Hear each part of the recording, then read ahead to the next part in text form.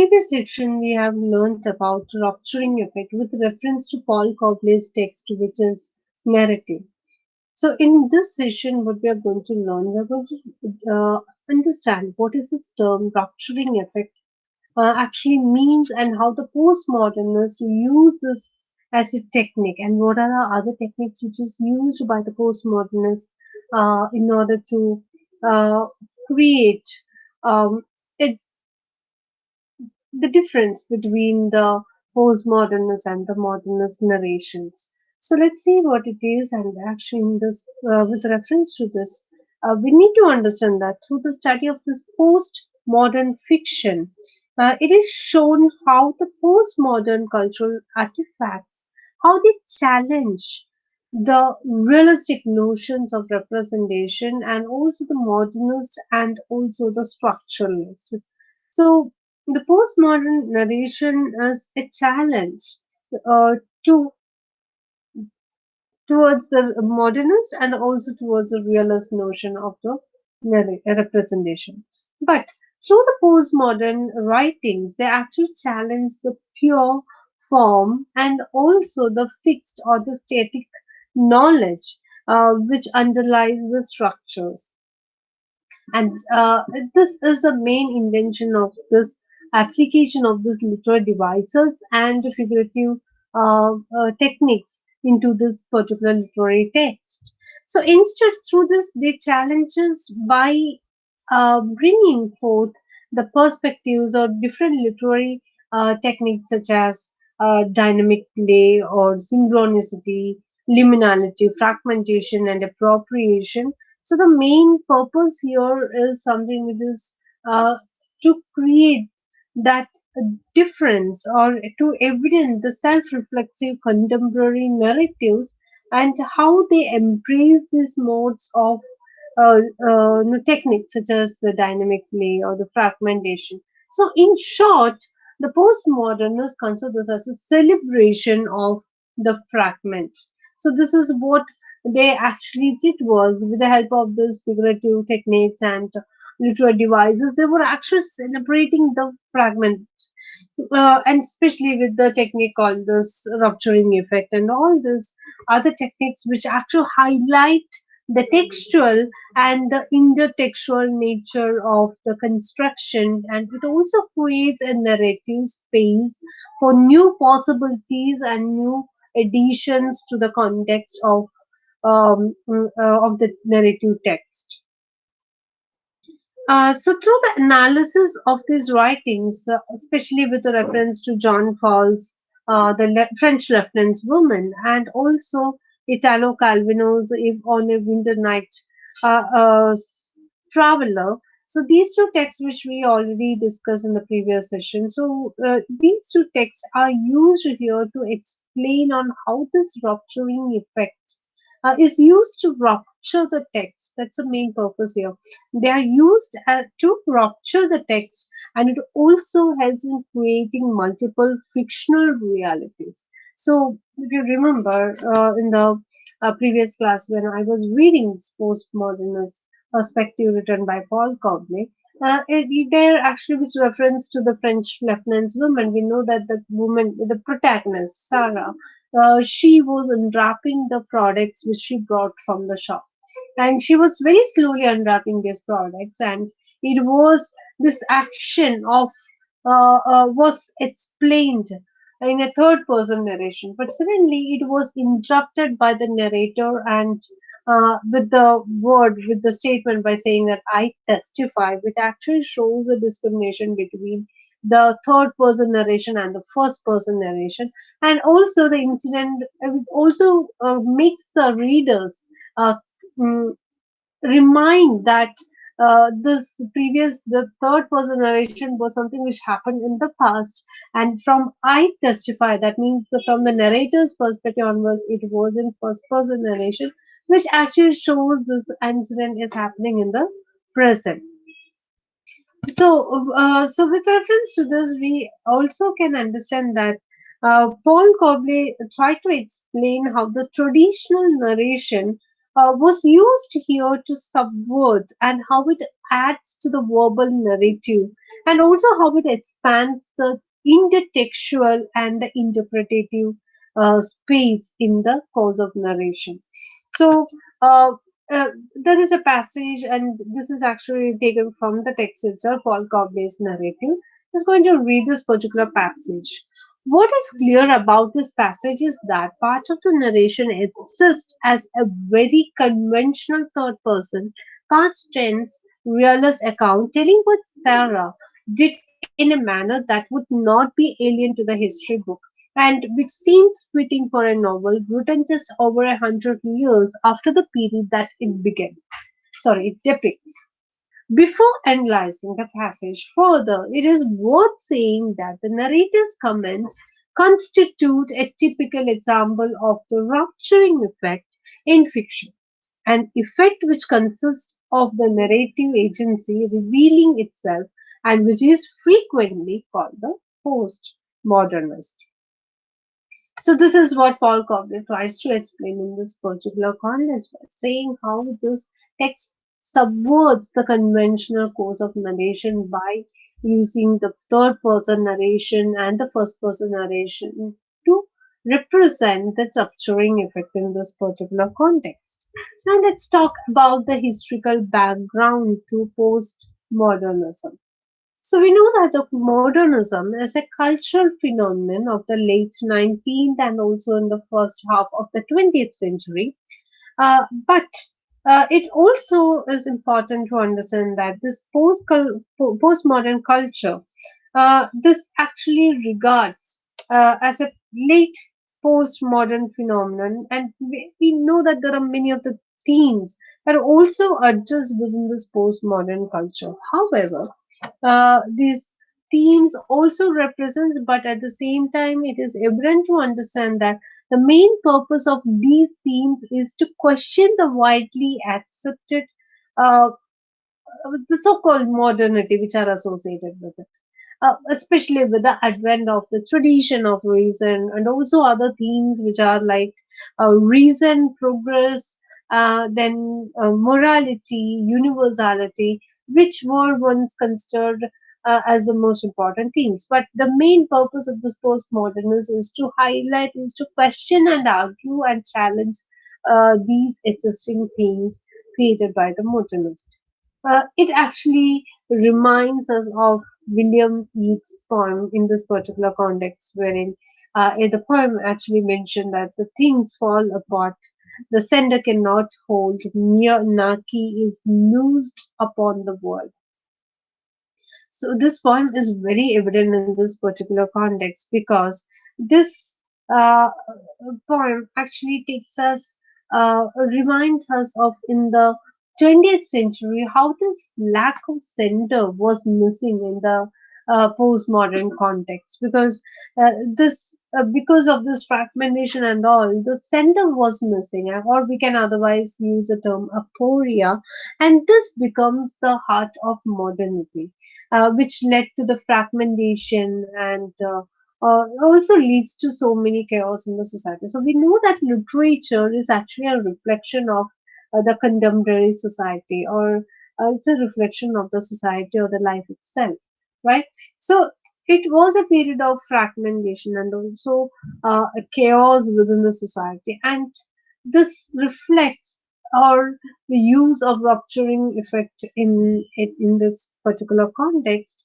But also we need to understand that the postmodernism should also, according to Marshall, I'm just referring quoting Marshall here. Postmodernism, according to Marshall, should be understood rather as a moment in logic than in time. We can otherwise say a temporal space, a rupture in our consciousness. So this is a temporal space. This rupturing effect or this fragmentation is actually a space, a temporal space, which is with reference to time and also creates a rupture. It also represents a rupture in the consciousness. So this is what Marshall tries to explain in this particular context. But he also says that this postmodernism we need to understood not as a break with modernity or the past, but he is also saying that this is actually a rupture in our consciousness. But the function here is to show mainly the irony in contemporary text, which needs to be better understood in this particular context. But in this context, according to Umberto Eco, because this he has a different perspective with regard to all those techniques. But he's trying to say, I'll first read what his definition is with regard to this literary techniques. So Umberto Eco states that the postmodern reply to the modern consists of recognizing the past since it cannot really be destroyed because its destruction leads to silence. Consequently, the past will continuously be revisited. In the name of the rose, Eco argued that employing the infinite new perspectives post-modernity offers the past cannot be celebrated innocently or represented objectively. So, in this particular context, what he actually tries to explain here is that we need to accept the past. That means we cannot destroy the past because what we need to do is that we need to revisit the past and understand, revisit the past, but we have to use a technique which is called the irony in this particular context to understand and to create a difference between the past and the present. So, what he's trying to say is that instead of the past styles and the forms and the conventions, we can treat it with irony. So this is what he did in the text, which is the name of a rose, which Foucault actually tries to show how the irony was used in this context. So the postmodern mind is very much aware of this imminence of the culture as it describes, but according to him, we should not master or we should not attempt to master this culture, but instead what is trying to say that we need to form an acceptance of about its prevalence. Like we need to revisit it, but the technique used here to revisit is to ironically we need to revisit and talk about the past and the present. Now, moving forward to the next one, which is the rupturing effect. What is the main intention or the significance of using this rupturing effect in a literature text? So, especially with we have given examples like the John Fowles and Victor Calvino. So, what is the main intention? So, like the main intention, one of the most important highlight of using this is to remind the reader of the unreliability of the course of narration because when you read the text and suddenly the first third person moves away and the first person enters, first person narration enters, it actually shows the unreliability of the course of narration. So that is the kind of technique which the postmodernists try to, instead of the linear way of narration, they try to highlight the pauses or the gaps in between and why they are doing it. That's what the second point explains. Because the readers are placed in such a position of providing the missing information themselves from their extra textual knowledge. So there has actually been such a interruption or disruption happen in between or a gap happen in between. It actually helps in adding more information either about the character or about the plot or anything, but it actually helps to add an extra textual knowledge in this particular context or some missing information in this particular context. It also helps the reader to maintain an awareness of their own understanding of the event, maybe about the character, like the character's psychological state. So, in all this way, it actually adds more space for the narration. So, that's the main benefit of applying this rupturing effect in a literary text. But in order to define this, I am quoting Barbara Danstier. According to her, Dancier's opinion is that a flashback, so she's talking about the flashback technique, which is again a postmodern technique. does not just break away the sequence. So it is the main purpose of flashback is not to break the sequence, but it actually breaks it so that the important aspects of story construction are highlighted, such as the character current psychological state. So flashback technique is used in a text with a purpose. The purpose here is to show or add more information to this, either the character or the plot. For example, the character can be like characters like previous, the before psychological state and the current psychological state. So before and now, so that the transition between the before and now that can be clearly shown by the application of this technique called the flashback technique. This is what Barbara Dunsky says. But I also would like to quote here in this particular context Hutchian. So, according to Hutchian, the rupturing effect could be seen as the simultaneous inscribing and subverting of the conventions of the narrative. So, which Paul Cobley also agrees with it. Because Paul Cobley also ends this particular chapter by stating Hutchion's perspective by saying that the main purpose of using these literary techniques and figurative languages is to mainly to subvert the conventional pattern of narration. So we can find that how Paul Cobley agrees with it. Also, we can need to identify this term, which is metafiction, which I've already explained in the previous session. So, the metafiction is also used here through the rupturing effect. Um, this actually helps to create a specific constructed space for the narrator to articulate the experience like psychological state or experience. So metafiction also takes the reader beyond the limitation of the text and helps them to interpret it, and also able to understand or gives an extra textual knowledge about the context. So it also raised questions regarding the connection between the narrator or the author, and also it also creates a discourse between the creator and, or the construction as created as a result of them. So this is actually it also highlights the connection between the narrator and the author, and also the created and the constructed perspective. So now let's conclude this particular section by quoting Paul Cobley's perspective from the narrative, wherein he actually tries to say how this postmodernism and the rupturing effect actually helps in subverting the course of narration, wherein he says what is being suggested by these theorists. The theorists means he quoted a number of theorists like Patricia Borg, I have explained in the last class, Hechion and Umberto Eco. So these theorists then is that there is a form of expression in narrative which retains the traditional realist devices. Modernists had rebelled against realism but sought to displace the 19th century forms of narrative by challenging the authoritative voice of the narrator in favor of presenting different consciousness.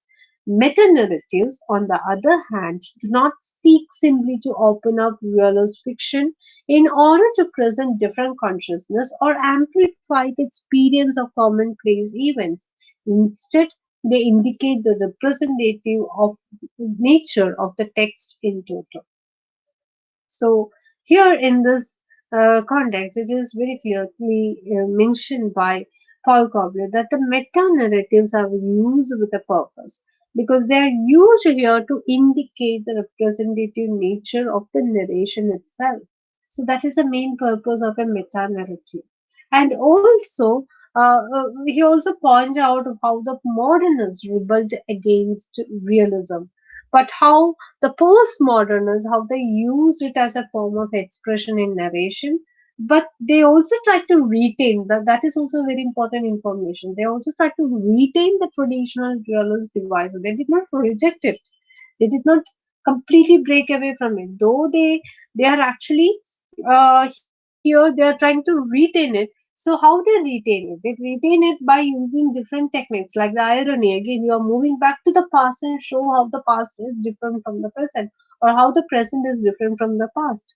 So these techniques are actually helping us to understand the discrimination or the differences between the past and the present. So here there is no rejection. Instead, it actually recognizes and represents the past using these literary devices and the figurative techniques which are used by the postmodernists. So this is what Paul Coppel tries to explain to this particular section with the help of this text, which is the narrative, and also with the use of this technique in narration. So that's why in the previous session I already told narrative is used here as a tool, a key tool to understand what postmodernism is. So I try to elaborate that what is the role of these techniques and why they use it and what is its significance. So narration is used here as a technique to understand the postmodernism. So that's what is important in this particular context. It is not trying to reject anything. It actually tries to look to the past through different techniques, try to analyze it and make corrections wherever needed. So it's not a complete dejection of the past. That's not happening. It actually tries to retain the traditional realist devices. But what the modernists did was they completely rebelled against and displaced the 19th century forms of narration. So this is what Paul Cobbler say. But the postmodernists didn't do that. They actually tries to maintain and preserve the modernist or the realist devices, but to try to revisit. This is what Umberto Eco tries to explain, because we need to revisit it. But we can apply the techniques like irony to understand it more. But according to Barbara, we can use techniques like flashback to add more informations and also create some constructive space for the narration so that we'll get extra informations from the text. But meta narration and meta fiction are the another elements which we can use to get more informations and interpretations of the text itself, which we can move beyond the text and also understand the representative nature of the narration. This is what Paul Cobbler tries to explain in this particular context. So with this, we'll finish this particular session, and we'll have the next session. We'll talk about what is narration. So that's the main highlight of this particular course, which is what is narration from the Paul Cobbler's perspective, which is again divided into a different session. So we'll have this discussion in the next class.